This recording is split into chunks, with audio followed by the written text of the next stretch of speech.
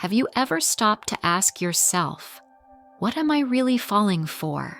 Is it their eyes, their touch, the way they made your heart race the first time they looked at you like you were the only soul in the universe? Or is it something far more hidden, far more dangerous? Because the truth is this: what we call love is often nothing more than a reflection of our deepest wounds. You think it's passion, you think it's fate, but most of the time, it's projection. Carl Jung called it the Anima and the Animus, the unconscious image of the opposite sex that lives buried within you, not shaped by your desires, but by your unmet needs, your childhood patterns, your abandoned selves. But here's what Jung discovered that will shatter everything you think you know about attraction. Your anima, if you're a man, isn't just some mystical feminine energy floating around in your psyche. It's built from every woman who ever wounded you, every mother who couldn't see you, every sister who rejected you, every teacher who dismissed you. Your animus, if you're a woman, carries the imprint of every man who ever let you down, every father who wasn't present, every protector who became a predator, every voice that told you to be smaller.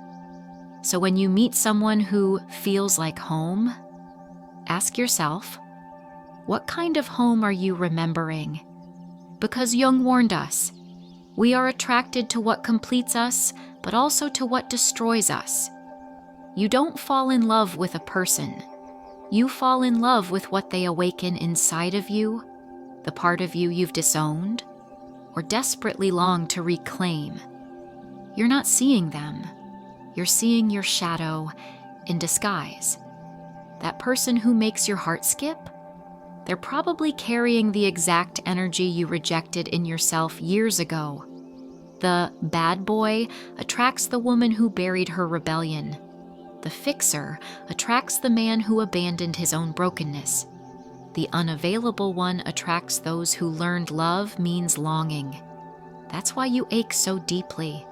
That's why you crave them like oxygen. Because they carry a piece of your inner puzzle, not in reality, but in illusion. Jung called this participation mystique, the unconscious fusion where you can't tell where you end and they begin. It feels like soul connection, but it's actually soul confusion. You think you've found the one? Look closer. You've likely found the one who mirrors your emptiness. They make you feel alive because your inner self has been asleep. They make you feel whole because you've been walking through life fractured. They make you feel chosen because you've never chosen yourself. It's not them you love. It's how you feel in their presence. There's a difference. Here's the brutal psychology behind it. When someone triggers your attachment system, the ancient wiring that kept you alive as a child, your brain floods with dopamine, oxytocin, and norepinephrine. The same cocktail that creates addiction. This isn't love. This is your nervous system trying to survive. Love, real love, begins not with fireworks, but with truth. Lust seeks escape. Love invites confrontation. Lust says, fill me, complete me, validate me. Love says, let me see you. Let me grow beside you. Lust operates from scarcity. I need you to feel whole. Love operates from abundance. I'm whole, and I choose to share that wholeness with you. And yet, most people run toward lust and call it destiny, because it's easier to be intoxicated than it is to be vulnerable. Jung observed something profound. The meeting of two personalities is like the contact of two chemical substances. If there is any reaction, both are transformed. But most people aren't ready for transformation. They want confirmation. You repeat patterns. You fall for the unavailable, the chaotic, the one who triggers you, because some part of you is trying to resolve an old story. That anxious attachment you formed with your inconsistent caregiver, you'll unconsciously seek it out in romantic partners, mistaking anxiety for excitement. That avoidant pattern you develop to protect yourself from abandonment, you'll be drawn to people who can't fully commit, then wonder why love always feels just out of reach. That disorganized attachment born from chaos, you'll crave the very turbulence that traumatized you because your nervous system has been trained to associate chaos with home. That's not romance, that's reenactment. And if you don't pause and investigate, you'll confuse trauma bonding with soul connection. Jung's shadow work reveals the hidden mechanics.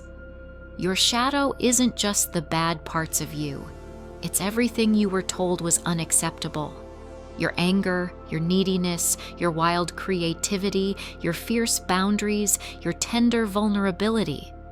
So when you meet someone who embodies what you've rejected in yourself, your psyche goes into overdrive. It's trying to reclaim those lost parts through them.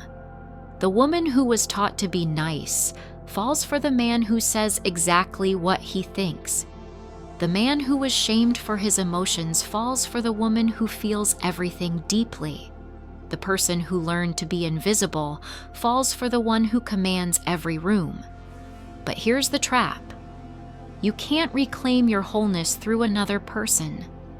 You can only project your incompleteness onto them. Let me be clear. If the relationship makes you anxious more than at peace, if you feel addicted rather than anchored, if you're constantly decoding their silence instead of sharing your truth, if you feel like you're auditioning for their love instead of simply being yourself, if their attention feels like a drug you can't live without, that's not love. That's your shadow screaming through your nervous system, begging to be seen, heard, and finally healed. Because what you're calling chemistry is often your childhood pain dancing with someone else's. Jung warned, the psychological rule says that when an inner situation is not made conscious, it happens outside as fate. Your inner wounded child will keep creating outer situations to get your attention. Failed relationships, repeated heartbreak, the same story with different faces, until you wake up, and it's seductive, until it collapses. Then comes the disillusionment, the moment the mask falls, the moment you realize they are not who you imagined, and you are not who you thought you were around them. The projection screen goes blank. The movie ends. Reality begins. This collapse is sacred. It's where illusion dies and authenticity begins. Jung called this process enantiodromia, the tendency of things to turn into their opposite. The person who seemed like your salvation becomes your teacher. The love that felt like completion becomes the mirror showing you your fragmentation. The relationship that promised to heal you becomes the one that reveals what needs healing. This isn't failure. This is awakening. Real love emerges not in the fantasy, but in what's left after it fades. When you can hold another's flaws without fear, when you no longer need them to fix you or save you, when your love becomes a mirror, not a mask, when you can be triggered and not make it their fault, when you can feel your own emotions without needing them to change, then you are no longer falling, you are choosing, with awareness, with wholeness, with consciousness. That is the love your soul is searching for, not the spark that burns out, not the chase that exhausts you, not the high that crashes you, but the steady flame that stays when the projections burn out, the love that sees you and doesn't turn away, the connection that invites your full humanity. And here's the brutal truth. You cannot find that kind of love if you are not yet that kind of person. You cannot meet a soul until you've met your own. The shadow work begins with brutal self-honesty. What am I trying to heal through this person? What part of myself am I trying to find in them? What story from my past am I trying to rewrite through this relationship? Jung insisted, one does not become enlightened by imagining figures of light, but by making the darkness conscious. So if you keep asking, why do I always fall for the wrong people?